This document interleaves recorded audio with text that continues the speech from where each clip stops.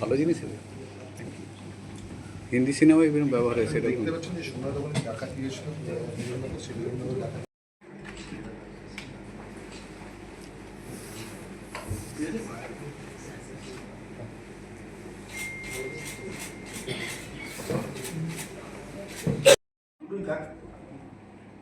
নরেশ ওরফে বুড়া, এদের দুজনকে অ্যারেস্ট করলাম আমরা ইউপি থেকে।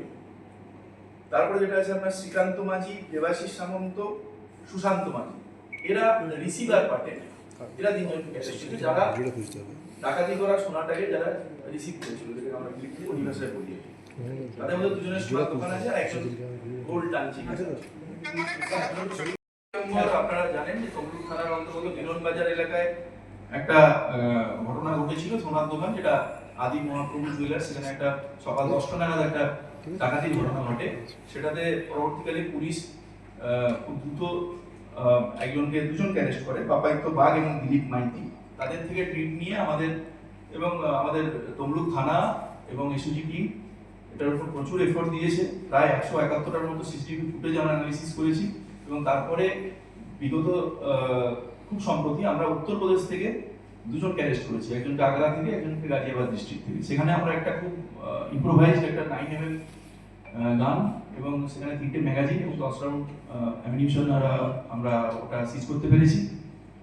এদের মধ্যে একজনকে আমরা পুলিশ রিমান্ডে নিয়েছি আর একজন ট্রানজিটে অন হয়ে আছে, তাকে আমরা কালকে কোর্টের কাছে ফরওয়ার্ড করব। সোনা আমরা রিকভারি করতে পেরেছি, যেটাকে আমরা এসওপি মেনটেন করে টিআই প্যারেডের মধ্য দিয়ে আমরা যিনি মালিক তাকে আমরা ফেরত করবো, সেই প্রসেসটা চলছে। এটা মোটামুটি ভাবে আমাদের সোনার তরফে ছিল। একটা লাইন আমরা বলতে চাই, যেটা এই ডাকাতির ক্ষেত্রে আমাদের অল অ্যালোন, এরা যেহেতু যে উত্তরপ্রদেশের যে দুজনকে বিশেষ করে আমরা অ্যারেস্ট করেছি, খুব প্রাথমিক তাদের সঙ্গে আমাদের ইন্টারাকশন হয়েছে, আরো অনেক ইনফরমেশন আমরা এক্সট্রাক্ট করতে পারবো আশা রাখছি।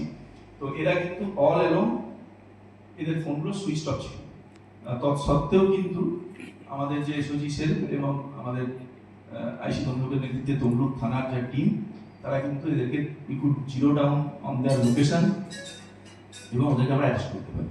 এটা আমরা মনে করি যে এটা একটা আমাদের পূর্ব মেদিনীপুর পুলিশ ডিস্ট্রিক্টের একটা বড় সাফল্য।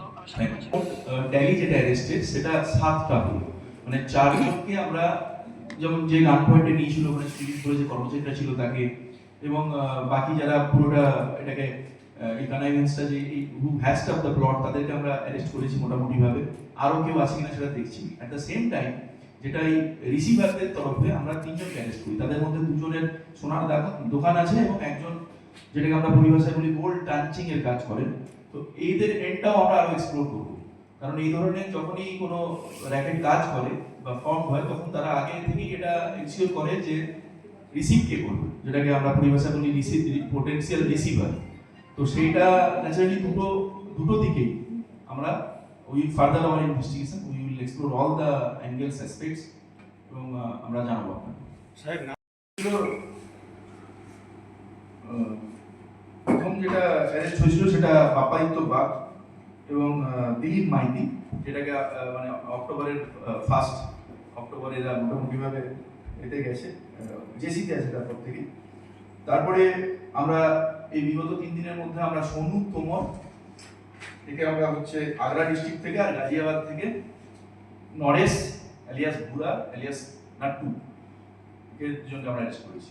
রিসিভার পার্টে আমরা শ্রীকান্ত মাঝি, দেবাশিস সামন্ত, সুশান্ত মাঝি, এই 3জনকে আমরা অ্যারেস্ট করেছি। কেউ কি এখনো জামিনে পেয়েছে এর মধ্যে কেউ? না, এখন পর্যন্ত সবাই জেলে আছে। ও ভালো জিনিস হবে।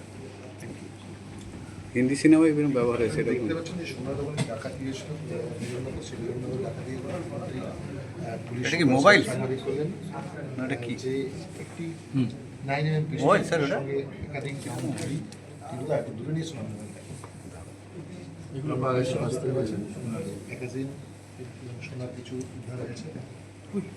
একজন তুলে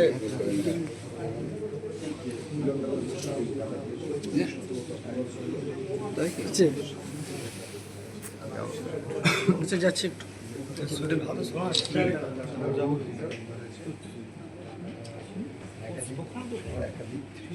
দুটো সাফল্য আমাদের ডিবি মিটিং নেতৃত্বে আমরা খুব সম্প্রতি পেয়েছি।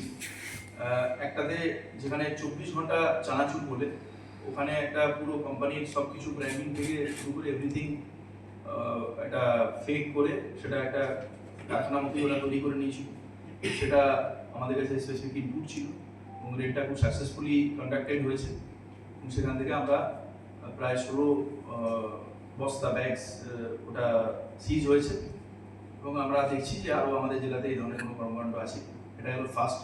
সেকেন্ড হচ্ছে গতকাল আমাদের কাছে কিছু স্পেসিফিক ইনপুট ছিল যেটার উপর ওয়ার্কিং অন দ্যাট আমরা রেড করি তমলুক থানার অন্তর্গত একটা এলাকায়, যেখান থেকে আমরা প্রায় 20,000 লিটারের মতো তেল যেটা কোনো বৈধ কাগজপত্র নেই সেটাকে আমরা সিজ করেছি।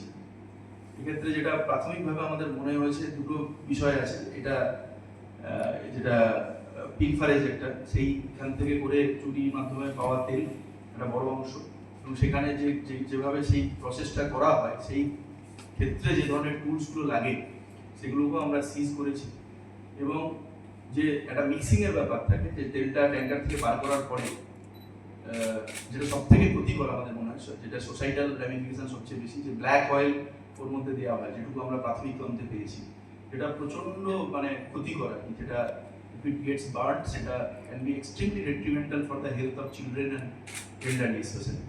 তো আমরা এই ক্র্যাকডাউনটা আরও কন্টিনিউ করবো। আগে কোনো আপডেট থাকলে আপনাদের জানাবো। ধন্যবাদ। কোনো অ্যারেস্ট আছে স্যার? ঠিক আছে?